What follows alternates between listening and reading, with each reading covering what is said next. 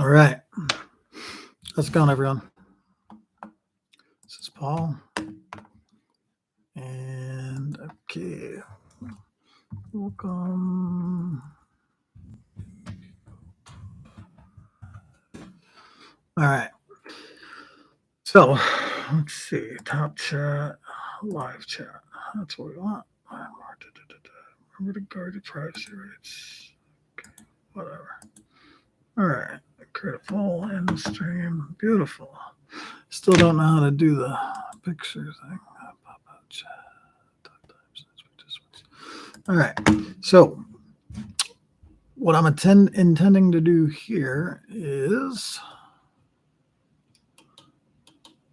I was thinking about this. What I wanted to do is use this as a forum to generate ideas on where to take Picopros next. We've been MIA for better part of 3 years. We were active on YouTube from 2010 through about 2017, 18, 19, somewhere in there. So we've been, 3-4 years or so, not really doing much. So what my plan here is to do, trying to generate some ideas where to take the channel. My thinking is, with the death of the Pico projector, by and large, I want to turn this into, discussion for maybe stock analysis or, technology analysis. Maybe take a look at different companies in the space, whether it's related to biotech, pharma, whether it's looking at some of the larger tech companies, macro events. So, because right now I do feel that we're in a interesting spot in the market as a whole, and there are going to be, in my opinion, we're rife for acquisition, M&A mode, as it were, in the stock market in general, with all these companies with a lot of cash on the balance sheets, and then a lot of smaller companies being absolutely devastated over the last 6 months or so, particularly some of the biotech companies that I keep tabs on. They've been beat down pretty well. And there's a lot of money floating around, both within the biotech or pharma arena, but also you have companies such as Amazon, Google, Apple, trying to get into the healthcare arena. And most recently, it's Amazon with their acquisition of One Health, I think it's called, where they're starting to get into some of the genetic testing services provided by some of these companies. Now, there are other companies in this space that could have been acquired or will be acquired, or maybe not. Remains to be seen. But what I can tell you is Amazon is positioning itself quite well. They acquired PillPack. They're able to ship prescription drugs through that service. Kind of combine that with their acquisition this past week, where they'll be able to do virtual telehealth visits with their patients, and then offer in-person visits with their physician, with your own physician, I should say, and be able to provide a true service to a customer. Now, layer this in with whether it's Amazon Plus or however it's managed through a subscription. Maybe it's a different subscription mode or slightly different fee, obviously, kind of structure, and add on to Amazon Plus. Maybe it's like Amazon Plus Med or something. Who knows what it could be called? But where you can go do your visits, telehealth visits, etc., and it's covered, intertwined with insurance coverage, etc. And you get your medications through Amazon. You get telehealth feedback through Amazon. It's all managed through Amazon. Amazon Web Services can handle the traffic for web-based visits. And as well, now with the acquisition of One Health, if I'm getting the name correctly, they're able to do genetic testing. So they can order tests and have it done through their services. Maybe you go to Quest or one of these places, get the blood drawn, but it's sent through Amazon services to do the actual testing and identify any genetic markers or what have you to figure out what's going on in your particular situation. Now, pregnant people might use this to understand any potential health defects or birth defects, I should say. But it also could be used kind of like Invitae does. Invitae, Invitae, Invitae, Invitae. Their ticker symbol is NVTA. And full disclosure, I do own some Invitae, and they've gotten hammered quite a bit over the last 6 months. For example, one of my lesser well-performing stocks. So I am speaking somewhat to my book here, and I'm not pumping them at all. This is not financial advice at all, please. But what I will tell you is somebody like an Invitae offers these genetic testing services so you can screen yourself. Say, for example, if you have a family history of certain cancers, you can have your blood tested and they could do genetic testing to tell you if you carry certain genetic traits that predispose yourself to certain kinds of cancers. And it might bring peace of mind or something for you to act on as far as monitoring your health, getting more, being screened more often. And your healthcare provider can use these results to set up a plan. And it's not just cancer, it's other ailments as well. And so you can use that as part of your discussion with your healthcare provider to focus on those things, perhaps a little more closely. And they do all kinds of different panels, they would call them. And so Google could do, or not Google, excuse me, Amazon could do a very similar thing with their recent acquisition, I can see. One of the things I want to note for you people, guys and girls, I've been looking at the stock of Hims, if you remember that. It's actually now called Hims and Hers. I don't know when the name changed, but they service, all men and women as far as medications for ED or hair loss treatment. And I think they even do supplements and different kinds of things. They're constantly expanding their product line. I don't know too much about the service, but I do know it's a subscription type service where you can order follow-on, shipments of different drugs. And they do a lot of marketing, of course. If you've at all been involved with YouTube or even on regular television, you see a lot of these ads for Hims and Hers as well. Their stock is, I've noticed, I was looking at it just before this video. It went up as high as 20 something dollars a share, and it's cratered all the way down to about 550 or 650. I think it's 650 right now, or approaching $7 a share. They just, reported some really interesting numbers today. Actually, they reported growth of 80 some odd percent year over year growth in terms of revenues, in terms of subscriptions, et cetera.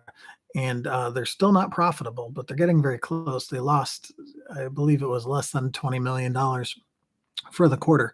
So on the run rate of 100 something million per quarter of revenue, they're losing less than 20. So they're getting close to profitability, especially if their growth continues at these, high double digit rates of, say it's even 50 to 70% for the next year or two. They're going to quickly become profitable. The market cap's only 1.7 or something billion, or maybe less than that. I can't recall, 1.3.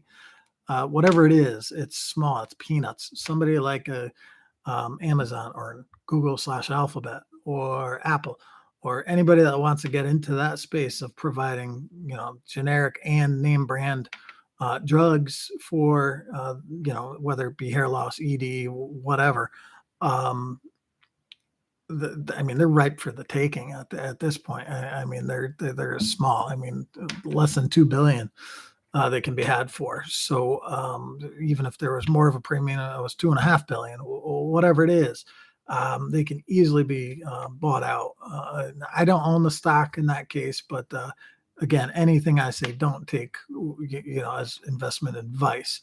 I'll try to remember to tell you if I do ever take action on these companies, but as far as anything I've said so far, Invitae was the only one that I mentioned that I actually own. I don't own Apple. I don't own Amazon. I don't own Google Alphabet. I think some of those are getting to the point where you might want to dip your toe into it for the long term. Certainly, and, I don't trade stocks, so I can't speak to trading. But I think this year, the second half of 22, going into 23, you're gonna see M&A activity really ramp up. Now, interest rates have gone up, so that's going to make it harder for these small companies to find debt financing, right? It's still historically low, mind you, but it's not as easy as the free money at quote unquote free money that back when interest rates were below 3%. It's virtually free money. Now, they actually have to pay, some amount of interest on those loans. But if you have companies like Alphabet, again, Google, Alphabet, um, Amazon, Apple, any of those companies, or even pharmaceutical companies that are looking to acquire smaller players in the space, they have a lot of cash too. So I can easily see, for example, I'll throw a random one out there, and I don't own either of these stocks either. ISIS Pharmaceuticals, I follow them very closely because they are in essentially a very similar space to Alnylam Pharmaceuticals that I've used to own stock in starting back in 2005, 2006 timeframe. I know I followed them since then. I don't remember exactly when I started buying their stock. I think it was '05 at like $6.50 a share. Now they're trading at upwards of 200, almost $230 a share. I've sold everything out back in the 40s, I want to say. So I made a very good profit, but I left a lot on the table over the last several years. That said, Alnylam is the 800-pound gorilla in the RNA interference space, or gene silencing space using RNA. So ISIS is a similar type company. They don't own a lot of the core patents that Alnylam does, but they have more drugs on the market right now using what they call oligonucleotides. Sorry. So they have their slightly different version, and they have a few drugs on the market, and they have a huge pipeline, and they're quite a bit smaller market cap wise than Alnylam. And I believe that they could definitely be an acquisition target by somebody much larger. For example, I'm comparing some of what I know. Again, don't take this as an investment advice. Somebody like a Biogen could come in, swoop in, take ISIS. They have a couple of development agreements with them. AstraZeneca could come in. Although AstraZeneca did just acquire Alexion Pharmaceuticals a little over a year ago. So they're probably still dealing with absorbing that acquisition. So it may or may not be time for them to make another acquisition of any real size. But they do have some activity with ISIS. And AstraZeneca could be a player. There's different companies like Biogen and AstraZeneca that could take ISIS. For example, I mean, there's a million of these possibilities of different companies acquiring other entities, smaller entities that maybe aren't profitable yet, have drugs on the market, like an ISIS Pharmaceuticals. They bounce back and forth between profitability and not, depending on milestone payments from different customers. But they're not at sustained profitability, as far as I recall at the top of my head. I know Alnylam's not at sustained profitability. I think they mentioned by 2025 they'll be at sustained profitability, if not sooner. It could be 2023 as early as that. So it really depends on the timing of some of these drugs. I don't think anything's going to happen with Alnylam. They're a little too rich for some of these people to acquire, I think. It would be a fairly large acquisition. I think ISIS is still small enough, but there are companies that are much smaller than that. And a lot of the CRISPR companies, which I do own stocks in CRISPR companies, whether it's CRISPR Therapeutics, Editas, let me go through the list. Invitae, Pacific Biosciences, Intellia. Believe that's all of them. But in the gene silencing space, or CRISPR space, I do think there's going to be some consolidation there. because, we saw Google, or excuse me, Amazon acquire On Medical. I forget the name of the company, but they do diagnostics in that space. But Editas does as well. So you're going to see some consolidation, I think, because the CRISPR therapeutics companies have all been hammered really hard over the last year and a half. So they can be had for pennies on the dollar right now. And I could definitely see somebody with an appetite for some risk acquiring some of the more stable names in that arena. Again, I do own these stocks, but somebody like a CRISPR Therapeutics, Intellia, there's a couple more. Beam Therapeutics, I do own them no, I'm looking to own them. I don't believe I own them right now. Beam Therapeutics. So as of this, I don't believe I own them. But again, it's talking my own book here. I'm not saying for you to invest in any of these, not investment advice. But what I'm saying is I am looking at this space for potential consolidation.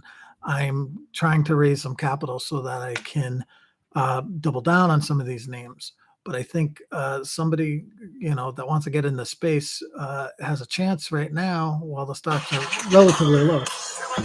And I got to take this call. So let me know what you think, and we'll talk soon. This is Paul with Picopros. Look at the description for ways to follow me on LinkedIn and email me. Thank you. Hello.